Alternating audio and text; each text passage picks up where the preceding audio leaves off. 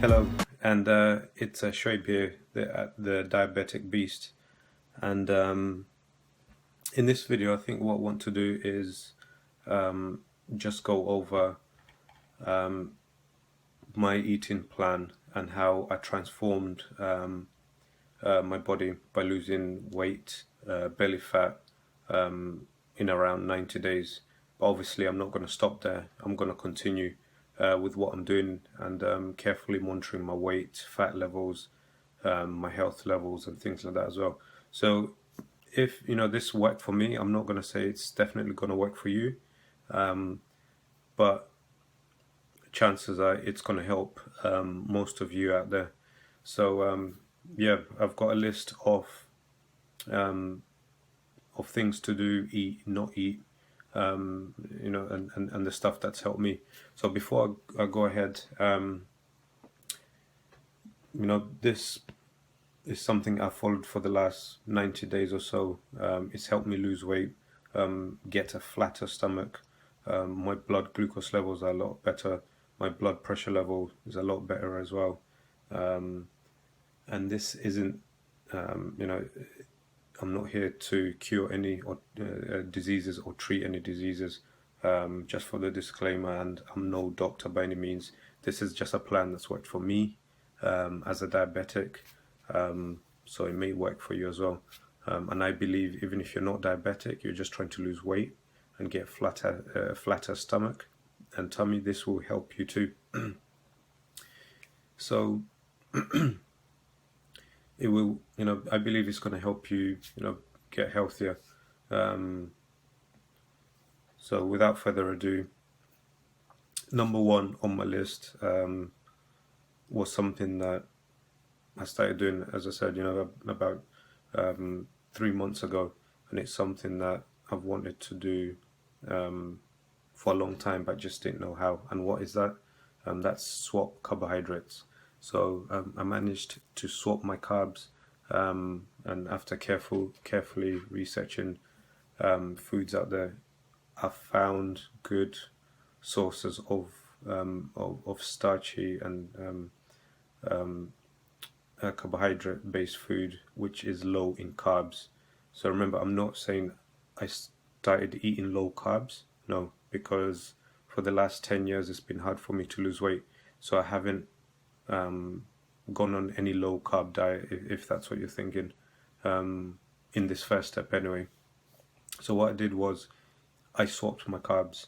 Now, by swapping my carbs, what I mean was I was eating normal things, so normal things like rice, pasta, bread, cereals, potatoes, cassava, brown rice, brown bread, brown tortillas, brown chapatis. These are normal carbohydrates, and they're used probably in 90% of the world on a daily basis.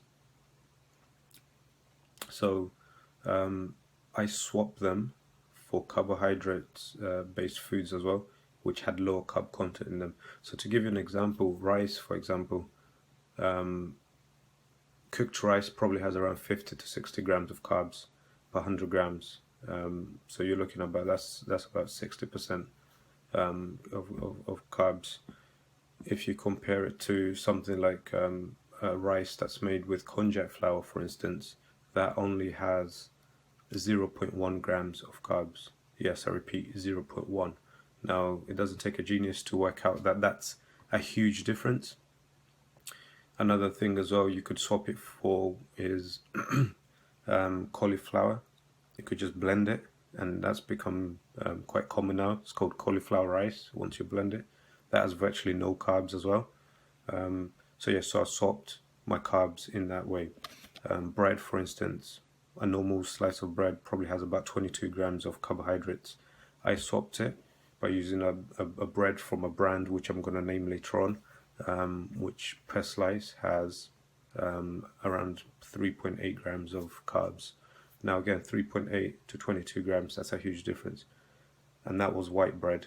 If you compare that 3.8 grams or the bread I'm having now with wholemeal bread, which have as well around at least 18 grams, it's still a huge difference. So that's what I did first. So to make it easier, I'm going to go through my plan and my list, and I'm sure you're going to want to thank me later. If you've got any queries, remember to comment. So number one, swap carbs. So I'll go through each thing. The rice, swap it with cauliflower rice or konjac flour rice. Remember, don't eat normal rice. And for all of yous out there who are going to think, wait a second, he said don't eat them or swap them out. You can eat the normal carbohydrates, but just take a lot longer. Stop eating them just for now, just to see and to let this plan try to work for you. So once you've swapped your normal rice for cauliflower rice or konjac flour rice, don't eat normal rice, which is things like basmati rice, tilda rice. Don't eat that normal rice, long grain, short grain, whatever. Don't eat normal rice for at least 4 weeks, between 4 to 8 weeks. If you're strong, you can do it in 8 weeks. Have normal rice in 8 weeks, a plate, half a plate. But if you're not that strong, don't eat the normal rice at least for 4 weeks, and eat cauliflower rice or konjac flour rice. Okay, second thing I swapped out was the pasta. Pasta, I swapped normal white pasta or brown pasta, whatever you have, for pasta that's made by a company called Carbzone. Now, I've mentioned them before. They've been working wonders for me, thanks God. Thanks to them as well, this company. So they've been helping me loads. Carbzone do loads of good products. I'm not affiliated by them, by the way, in any shape or form. They just have good low carb products, pasta, tortillas, bread, etc. So swap your pasta for the ones by Carbzone. Again, don't eat normal pasta for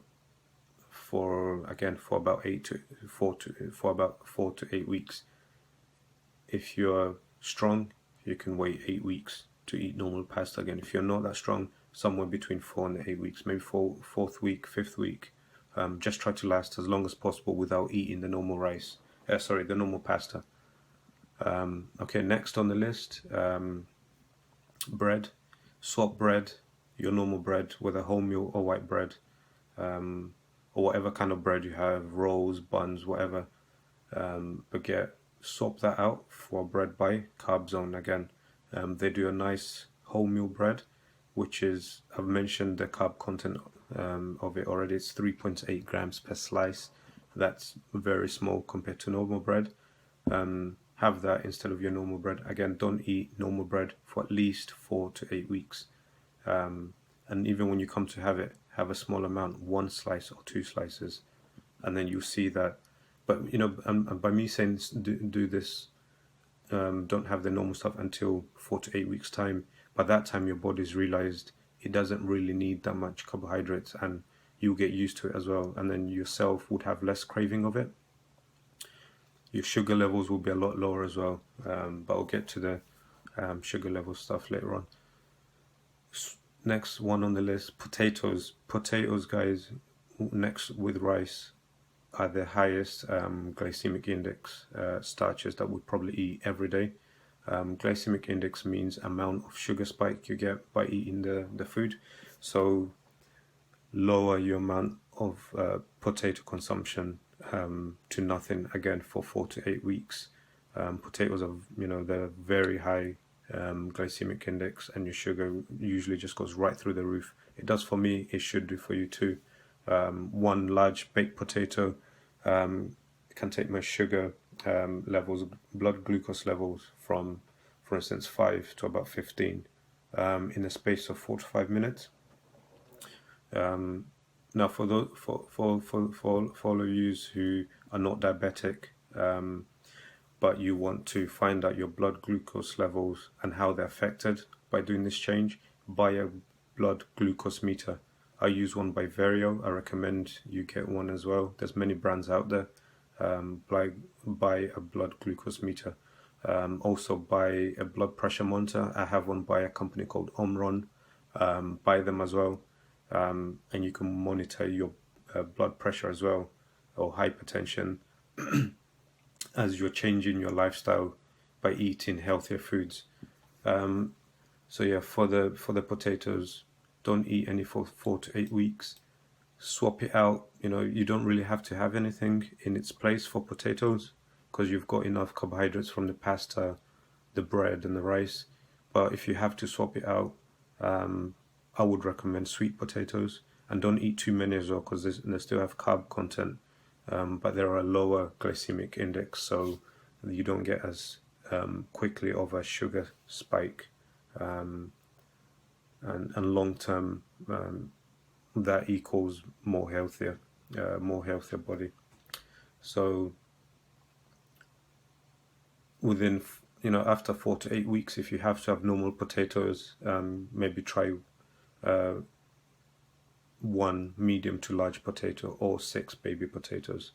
And to make it even better, half that amount, go for 1/2 of a large potato or 3 baby potatoes, and mash in a sweet potato. If you mash in a sweet potato, it's going to lower the glycemic index, less sugar spike.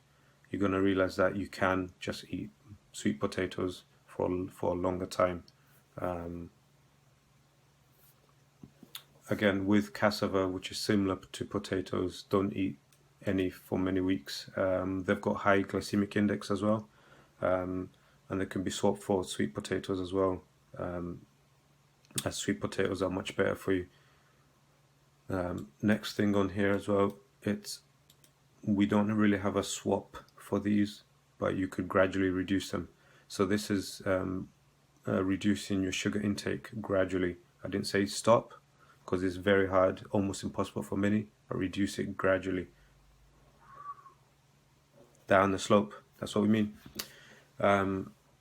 Fizzy drinks, pop, whatever you call it, fresh juices, yes, fresh juices as well, because 1 glass of orange juice, freshly squeezed, or in a carton, whatever, it's still got 10 grams. It will still have 10 grams or 11 grams or 12 grams, up to 15, 16 grams of carbohydrates.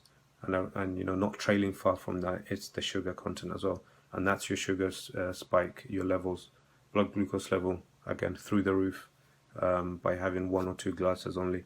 So reduce your fresh juice intake as well. That's the hidden sugars. A lot of people say fresh juice is healthy.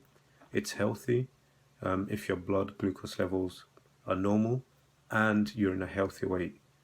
And many people are not in that category, and you know who you are out there. So swap them out. By swapping these fizzy drinks and fresh juices, have more water in its place. You're going to feel fuller, and it's healthier for you. Reduce your intake of sugar itself, which is obvious, syrups, and any type of sweetener, unless it's natural, like stevia. And obviously reduce the amount of the obvious things like cakes, biscuits, and chocolate, sweets, candy, whatever. Over the term of a few weeks, 5 weeks, 6 weeks, you're going to start seeing you crave less of the bad sweets and sugars anyway. So yeah, that was quite a mouthful, but that was tip 1. That's my first step. That's what I do, what I did, and I'm still doing for the first step of my plan and how I'm losing weight and controlling blood sugars. Step 2. Remember, guys, if you are diabetic, do it with caution. Check your blood all the time, before meal, after meals, twice a day, at least, or do it at least 5 times a week. Check your blood sugar levels constantly. If you're not diabetic, you can still check your blood sugar content, but it's more important if you are diabetic, because if you're not eating the amount of food you used to eat, you may feel like you're eating too little. Your sugar levels might drop too quickly, and you might need to treat that with some sugar anyway. So you need to watch that if you're already in quite medium to low range. Everyone else who's diabetic, chances are you're type 2, not type 1 like myself. If you're type 2, you don't have to worry too much, I believe, of very low sugar levels, because you're probably overweight, and if you're overweight, chances are your insulin levels are probably already high. If your insulin levels are already high, chances are your blood glucose level is pretty moderate or high. So yeah, moving on. Oh yeah, don't remember, check your blood pressure all the time as well, because these foods are going to help you lower your blood pressure. Step 2, by swapping those carbs we've mentioned there, you're going to be able to eat less of the carbohydrates you used to eat. Remember, I mentioned them at the start, I'll mention them again. This is your normal rice, pasta, bread, potatoes, cassava, and all the brown alternatives: brown rice, brown bread, brown pasta, brown tortilla. Remember, after you've swapped your carbs, you'll notice you need to eat a lot less of these normal carbs, which are called bad carbs. I call them bad carbs for a reason. You're going to eat a lot less of them. And over time, you won't need them that much. Okay, step 3 of my plan and what I currently do. After swapping out your carbs and eating less carbohydrates, you're going to be able to eat less food and drink in general. And if you're not, you're going to have to try to do it anyway. So eat less food and drink in general. Less food of everything. This is everything. This isn't, can I have low carbs, high protein, low protein, high sugars, high fat, low protein. I'm talking about everything. Lower the amount you need. The less you eat and the less frequent you eat, the less insulin in your body, less glucose in your blood. Chances are it's going to help you control those blood levels more, and a lot easier to lose weight. And this is why, I've talked about it in other videos.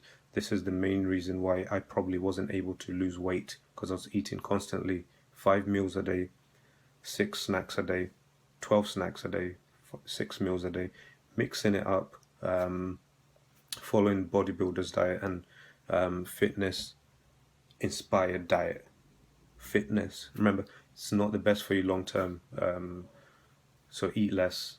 You're going to help yourself lose weight, flatter belly, less insulin, healthier you long term.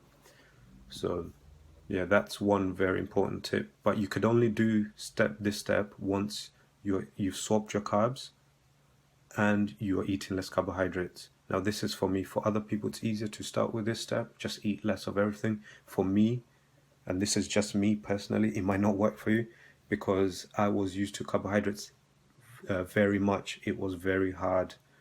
I used to eat 400 grams, 600 grams, 600 grams maybe of carbohydrates a day, at least 4 days, 5 days a week. That's way too much.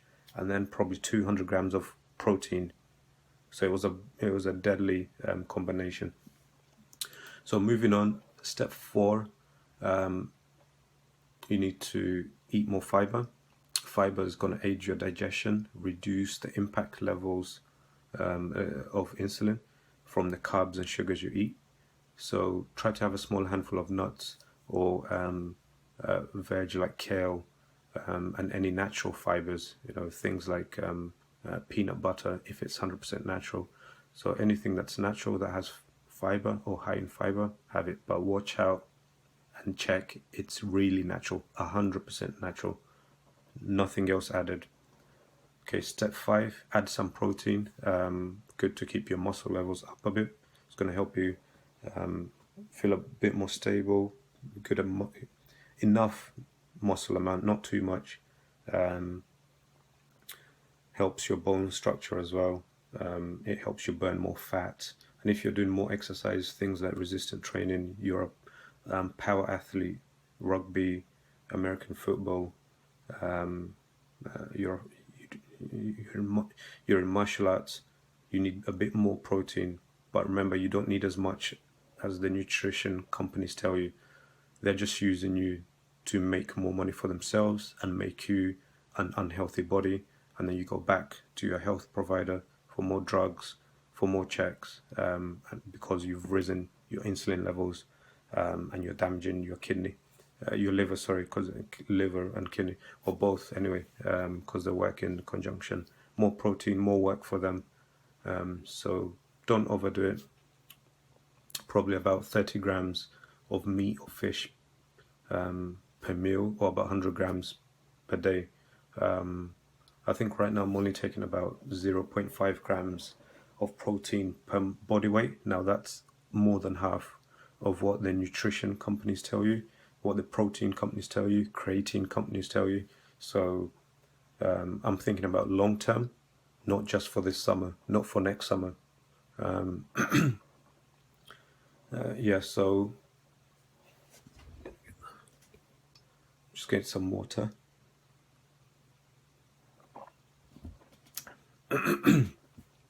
Remember, so don't overdo protein. Proteins just turn to sugar, and that increases your insulin.